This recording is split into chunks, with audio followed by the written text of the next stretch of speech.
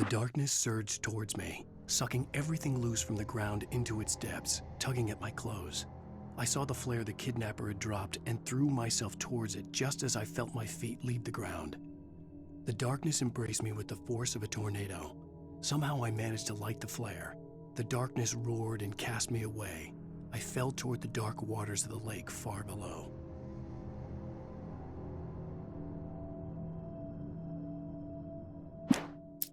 Rose didn't know how the strange old lady got in her trailer, and she looked wrong somehow. The woman showed her teeth in an approximation of a smile and traced a finger down Rose's cheek. "Pretty girl," she said. Rose felt as if she was falling asleep, but her knees didn't buckle. The crone spoke in a whisper, her words ice cold and dark in Rose's ear.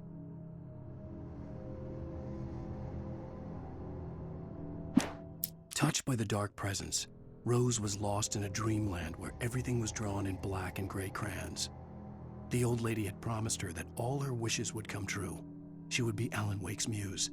She was smiling so hard it hurt her face. She crushed a bottle full of sleeping pills into the coffee. Deep down inside, she was screaming in terror. With Nightingale gone and the night wind blowing in through the broken studio window, Maine stared at Sarah. The sheriff looked away. Maine's voice shook with barely anger. "That boy's doing more drinking than thinking. I hope you know what you're doing, Sarah.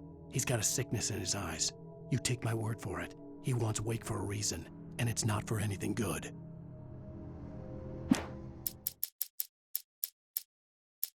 For Mott, spying on the writer on the ferry had been a disappointment.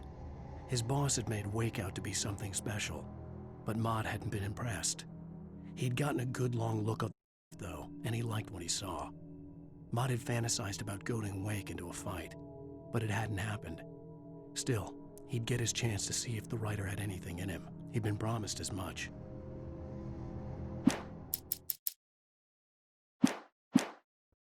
Where the hell are you? Change of plans. You know where Mirror Peak, a big mountain north of where you are. You follow the path from the mine, there's a lookout. I'll be. I'm through being around by you. You want to see your wife alive?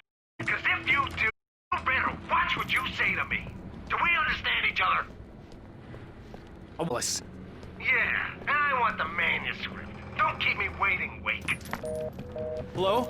Hello! Ah! I'm gonna kill him! I had to get to Mirror Peak.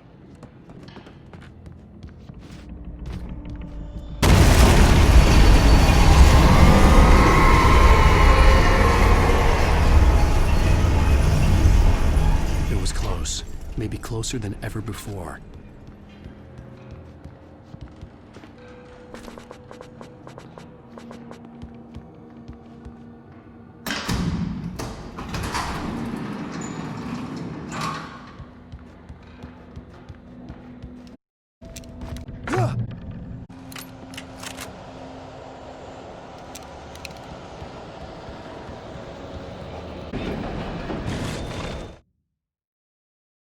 When Thomas Zane fell for Barbara Jagger, it happened. She was young, vibrant, and beautiful, full of life. He was a very happy man. His seeming effort, she all that. Zane felt good for the first time in his life. Everything she did was another piece of a jigsaw puzzle he hadn't even known he'd been missing. And best of all, she made the words flow strong and sharp. She was his muse.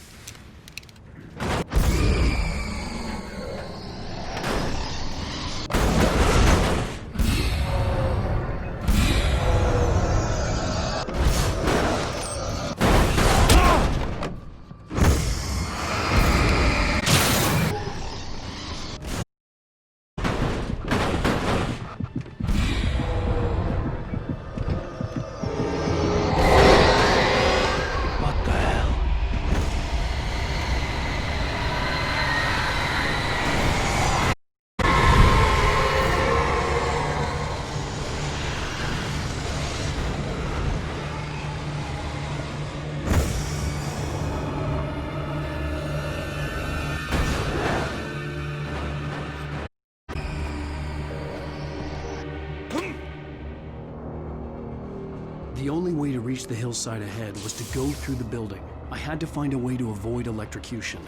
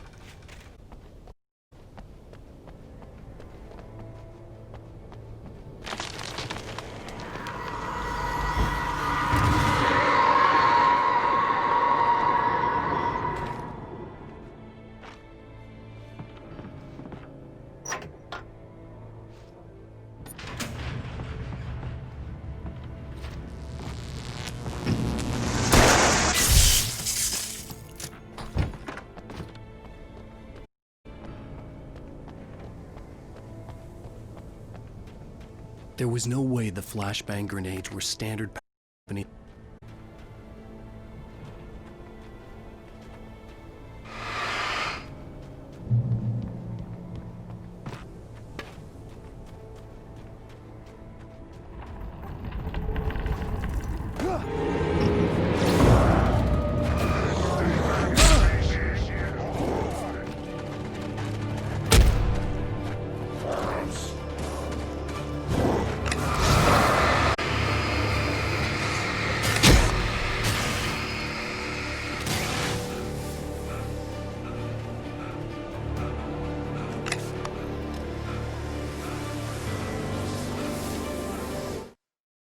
I stared through the bars of the jail cell. Barry stood behind me, swaying on his feet, looking as ill as I felt. Agent stood on the other side of the bars, breaker. Stack of manuscript paper. He seemed unhinged as he gloated.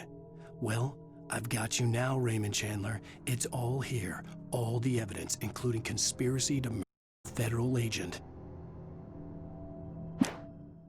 Some of the taken retained echoes of their former selves, but these were just the nerve twitches of a dead thing. Nothing remained but a shed filled with darkness. In most cases, these puppets were the purposes of the dark presence. But for anything more elaborate, as with the writer, it was different. It needed his mind. And so rather than taking him over completely, it merely touched him.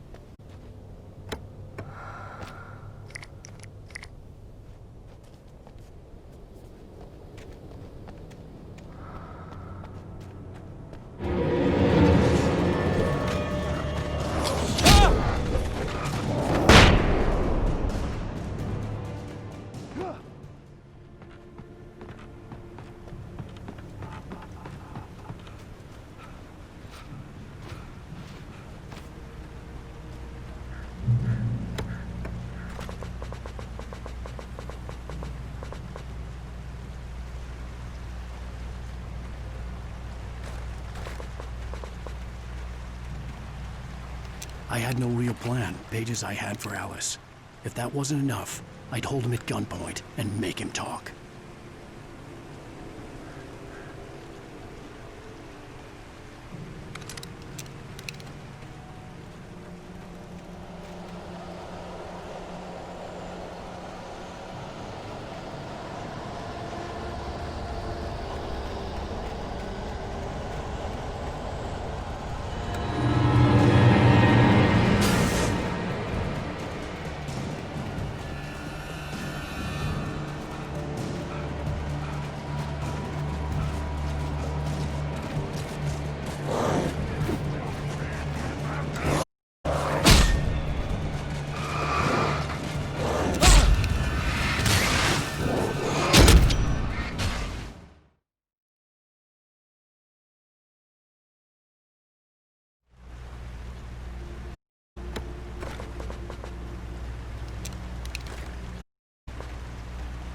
I had no real plan.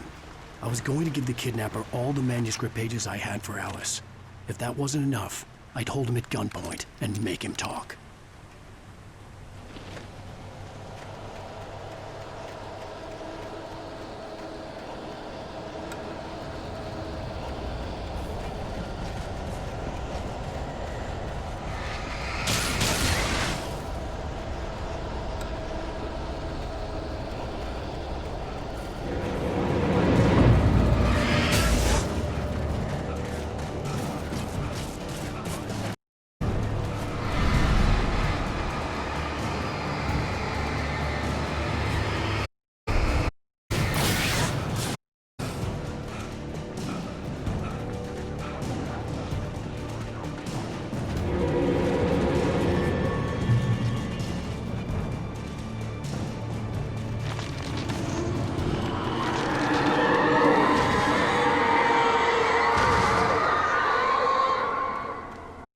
Moving ahead of me in the same direction I was going. A cold feeling settled itself in the pit of my stomach.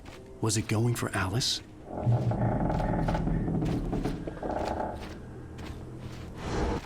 The graveyard shift may cause cancer.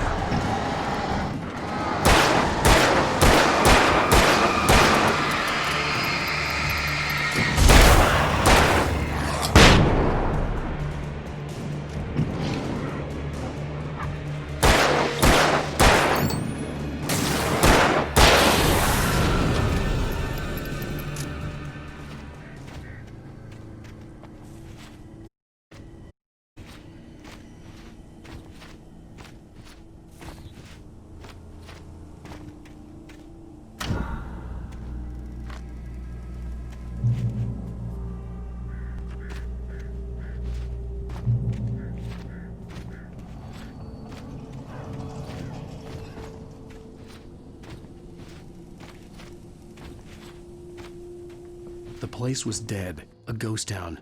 Had been for decades, maybe a century.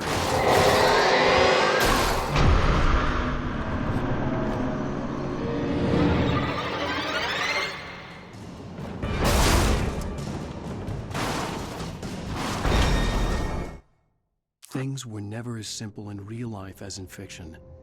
I had lost times I had wished there'd be a clue for my writer's block. Something to fight, something to lash out on. There wasn't. I was filled with doubt. I was like the hero in my books. Casey had gone through his life with minded determination, running from his goal. Even I was angry at myself, angry at Alice, angry at Barry. I was fumbling and I had no plan.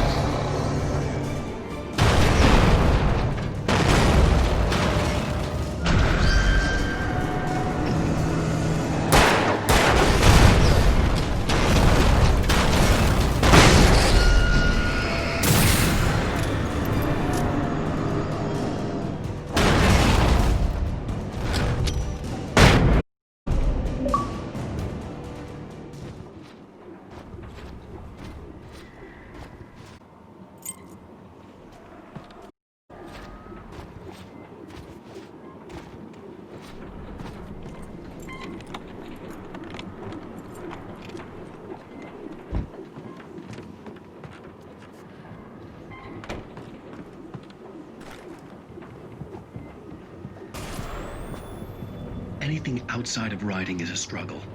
I feel ill. I managed to make my way downstairs. There's a shoebox filled with books and papers by Jane. It's very hard to focus, but I managed to read some of it. He's a poet, and a good one.